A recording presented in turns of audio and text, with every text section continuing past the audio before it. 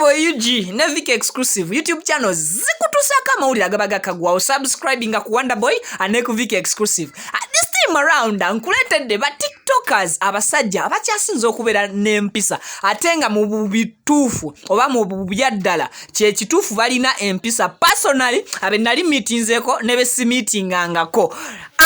Sigenda kutwala kwetonda kwange nga bwe nakikola ku mulundi guli nti oba timu gundi musenyiwe ne timu gundi oyo gola ba ku screen yo simu pya nzikiriza mu kwanjulire bobanga tomumanyi ne bwaba omumanyi kankubulire bye mumanyiko bamuyita Derick wa radio era ngono TikToker abasinga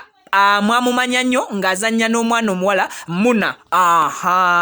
Kakati ntandise bwendi Derick ye muntu gwosobola okukubira essimu n'oyogera naye personally nga mukakamu nga takudisrespectinze. Derick ne bwoba mu meetingze personally omulaba nti akurespectinga engeri gyayogeramu ogiwulira nti eri respective. So Derick mukakamu newankubadde nti ayina eddalu mumulaba ayina eddalu, but that guy is very humble ate ali well disciplined. I think ndoza kati mugenda munfuna bulungi analysis bw'oba oli timu Derick nga yali akukoze ekibi musonyiwe nkugambye oyo guy mulungi simusiga kizigo ayina empisa ate awuliriza ayogera naye awuliriza oyo ngenda kumuvaako naye n'ekirala Derick kyayina bw'oba waliyo textingiddeko Derick whatsapp message yonna n'atakureplyinga bw'aba yali azzeemu okureplyinga ndooza wawulira reaction ye akwetondera ng'era omuntu atasobodde kureplyinga mukadde naddamu nakubuuza ensonga yo ne munyumya mu inbox eyo ng'oyinza okugamba mwemanyi ne bwebanga ye first time yo ebadde esoosa okubanga onyumyako ne Derick through or via WhatsApp. Ndoza kati awo muntegedde bulungi. Subscribing ku Vic exclusive then ne ku Wonderboy UG on following ku Instagram, TikTok ne Twitter. Nkozesa Vic exclusive. Oyo nga tumuvuddeko nzize ku mwana mulenzi omulala ono bamuyita Pwaking akola inspirational stories sometimes akola motivational stories ku TikTok okwo guy wakabi naye that guy he is also calm and humble. Bwoba badde tomumanyi njagala omuyigeko bwoba ali omutextingiddeko naye any message bwoba ali omumeetingzeko personally njagala ongambe nti oli timu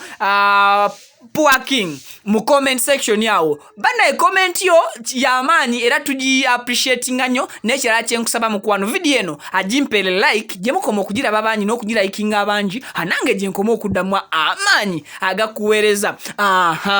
Mbadde nkunyonyola this guy nga ebigambo byafulumamu ku TikTok ayina obuntu bwatera okukola obunsanyusa nze nga nze omuntu naye si bwe nsinziddeko okubanga muwa credit obanga muwa position ene yokuba mu number 2 mu ba TikTokers abasajja abasinga empisa nti ne bwoba oyogedde naye personally ali calm and humble respective ne bwoba omutextingidde ne bwoba mu meetings anywhere teyeraga mukakamu oyo ye guy gwo meetinga novao ng'ebigambo bye obifunyemu onfunye bulungi. Oyo gwe tuzeeko bamuyita Aviator naye akola ekintu kyekimu gwe mpadde namba 3 ekintu kyakola akola motivation stories ku TikTok akola inspiration stories ku TikTok bagaya abo tebava ku mulamwa especially Oli King no Aviator basigala nnyo ku mulamwa mu bigambo byabwe boogera. And another thing engeri gye bakolamu stories zaabwe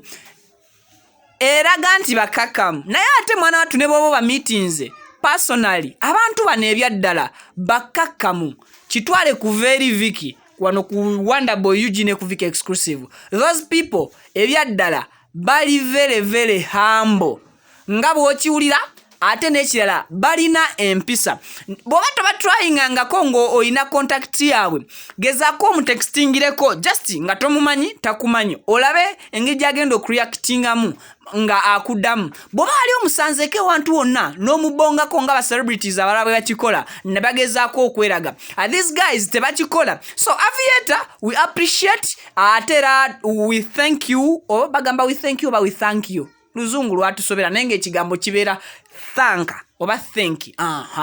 sesijja basomesa sesiri musomesa wa luzungu we are proud sponsored by Baron and Sons bano nga basangibwa Kireka Kamuli Road batunda obuuma obukuba popcorns obemberenge obuuma obwebinyeebwa obunyiga ebinyeebwa basangibwa awo ku Jinja Road Kamuli Road wogenda buterevu noberanga wegulira yakuuma akebinyeebwa akemberenge bwa bei rahisi bakolera delivery during this covid season wonna woli ne bakakutuusako so be bateekamu ensimbi ne tukola research oyo ne twogerako n'abantu bamwabo abemubeera mwagala ne tuberanga atukuwa research ajudde ate era nga yesigika mfollowingako don't forget to hit the subscribe button. Yenna ali eyo okujja okwegulira akuuma kuba kakati nze sindise ssente zange olwaleero era akuuma kakano kantuuseeko nkafunye okuva mu Baron and Sons Kireka Kamuli Road. Neera nze natandika okwenogera ssente n'olw'ensonga bakyala bannange mwenna abali eyo muleke kukkiriza covid batuulako njagala mugende musindike busindisi ssente deliverance akuuma nga kakutuukako deliverance yaba Ronald Sons. Tulina ekika ky'emberenge oba seeds ezisiikibwamu popcorn oyo mulungi manyisi nti buli popcorn abwatuka kati bali nyantisanizi twasala tuti bakasumazi bafuna obuzibu okufuna ekika ky'emberenge ezizibwatuka obulungi kati popcorn oyo wali ku office abwatuka obulungi gwe kola order yo eyetaze emberenge ezo ne akuumako tujja batubikutuusako wona woli ne Baron and Sons Kireka bayiza kuma akasika popcorn sika masanyalaze weyambisa matuma ndagasigiri